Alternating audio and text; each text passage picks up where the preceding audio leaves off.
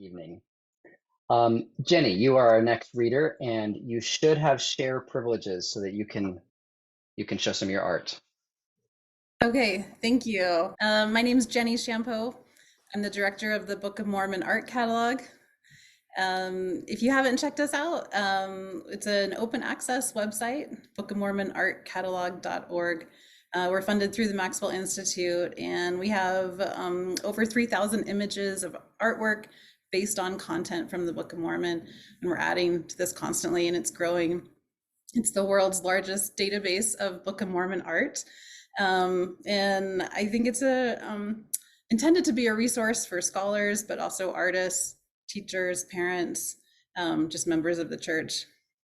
And in addition to sort of being able to see all the artwork, we have a lot of information about each piece, like where it comes from, what scripture chapter it's referencing, what the style is, where it's been included in other resources, and then you can do like customized searches on it and filter it different ways to find just what you want. So I've had several fantastic undergraduate research assistants at BYU, and I worked with 4 of them to write an essay series on artwork of oh, thank you, Rachel, for posting my website link there in the chat.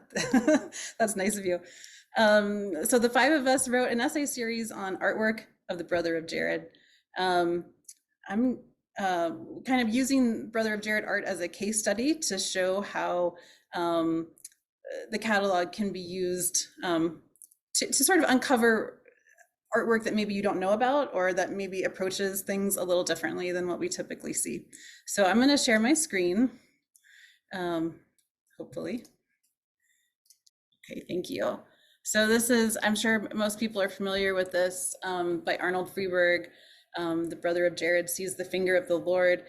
This was done in the early 1950s as part of his famous 12 series of paintings on the Book of Mormon. It is the most replicated image of this moment in the Book of Ether, where the Brother of Jared has brought these stones to the Lord, and he touches them with his finger to illuminate them, to take on their ships. It's interesting here, God is not shown directly, right? And that was, at the time, there was some concern in church leadership about showing Christ in art. So Freeberg has sort of skirted that issue by implying that Christ is there behind this misty cloud as the rays of light come out and touch the stones. And then we see the Brother of Jared in awe as he sees the finger of the Lord. So this is the image we see all the time. Let me go to another one. And I'll read a really short thing of what I wrote about this other one. Okay. Okay, are you seeing the pot now? Let me see if I can make this bigger. Okay. So this pot is by Gary Evan Polaka, a great grandson of the famous Hopi potter Nampeo.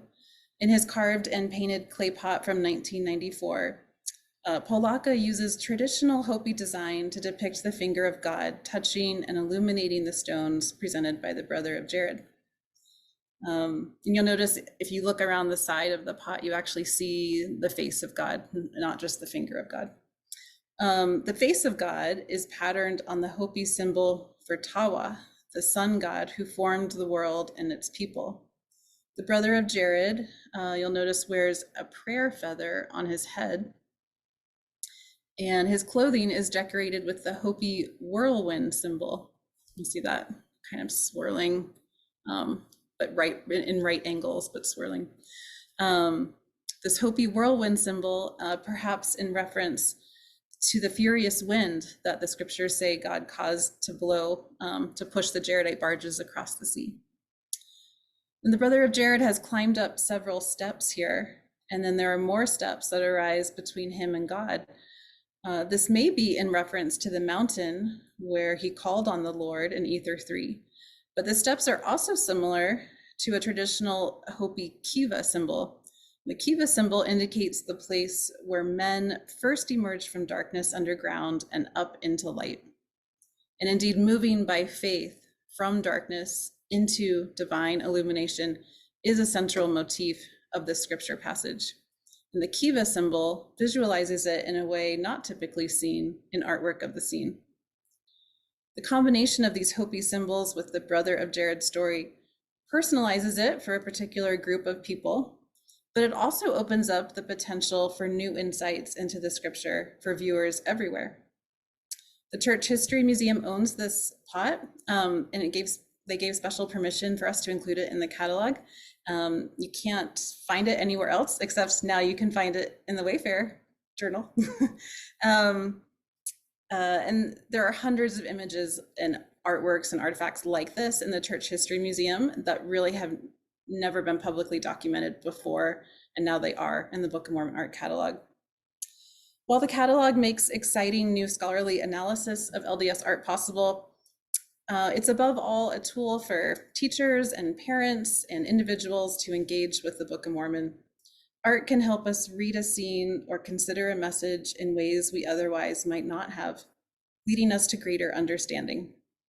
As you explore the artwork in the Book of Mormon art catalog, you will find things that surprise you, challenge you, edify, and delight you, and hopefully will inspire your own creations and revelations.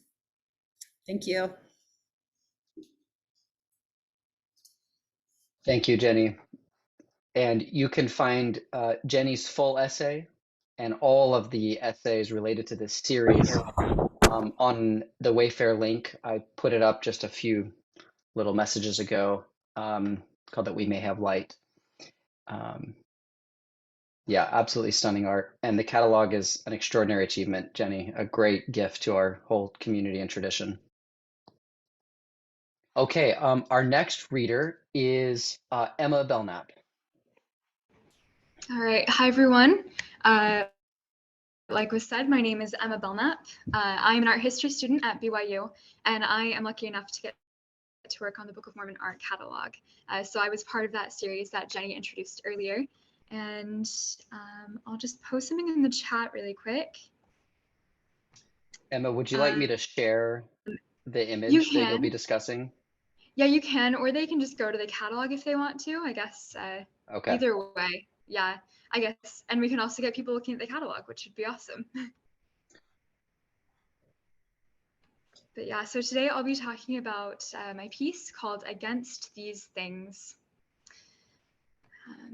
In Rebecca Sorge Jensen's striking painting Against These Things, the viewer is given a sense of how helpless the Jaredites were on their journey to the Promised Land. The woman in the barge is facing immense odds, and you can see her here on the screen. The waves of the sea and the winds which have gone forth and the floods which shall come, which are all described in Ether 2:25, are here exemplified through the exaggerated size of the fish and the barge. She has no hope to make it across the ocean without the guidance of the Lord. This helplessness is further exemplified by the woman's this woman's body language. She lays in the fetal position, almost as if she were a child in the womb.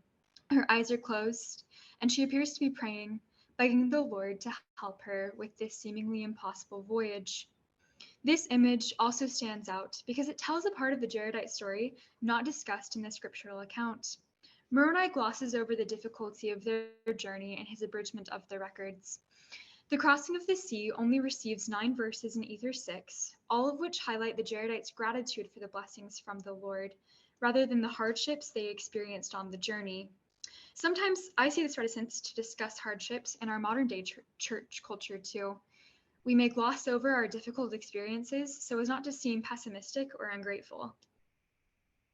But while I acknowledge that gratitude for our blessings is so important, I believe that talking about the hardships that make us truly grateful for those mercies is also important. So I'd like to share some of mine. I've learned through my own experience the gratitude that we can experience in times of adversity.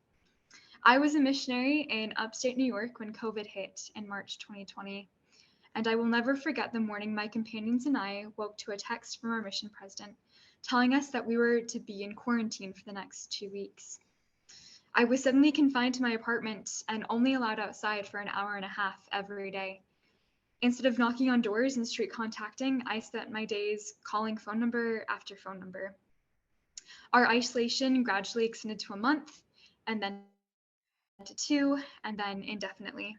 With few people picking up the phone and even fewer showing kindness to us when they did, I began to feel like I was no longer fulfilling my purpose as a missionary. I started to plead with the Lord to let me go home, but after weeks and weeks of asking, it became apparent that the divine intervention I was so desperate for was not coming. I imagine this is also how the Jaredites felt on their journey. Traveling in airtight barges with little light inside, submerged for hours and days at a time, and being completely unable to help themselves would be unimaginably challenging. I'm sure the Jaredites woke every morning with a prayer that this would be the day that they would reach land, only to be disappointed when the sun set and their deliverance had once again not come. Yet they did not abandon hope. They continued to trust in the Lord and turn to Him, even and especially when His plan was not their plan. This is a painting about faith. Faith that the Lord would carry them across the turbulent water to land. Faith that He had a plan for them. The faith that, as they relied on Him, He would take them where He needed them to go and turn them into who He needed them to be. As I gaze at this painting, I feel this Jaredite woman's story has become my own. I, like her, was secluded in a small space, not knowing if or when my deliverance would come. I felt battered by the metaphorical waves, winds, and floods of my journey. Even in the moments of desperation, though, the artist makes it clear that the Lord has not forsaken this young woman. 2 of the glowing stones he touched rest at her head and feet, reminding her that she is not alone and that his light is with her in her silent struggles. Although the time I spent serving from my apartment on my mission was one of the hardest things that I have ever experienced, I can look back now and know that I too was not forsaken. The Lord's light was with me, even when I didn't recognize it there.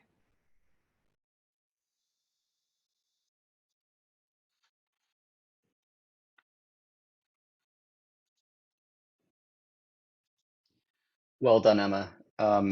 That artwork is so stunning. It's one of the most phenomenal works of art I've ever seen, and it's an honor to share your essay and to feature the work of Jenny and your collaborators. So thank you so much.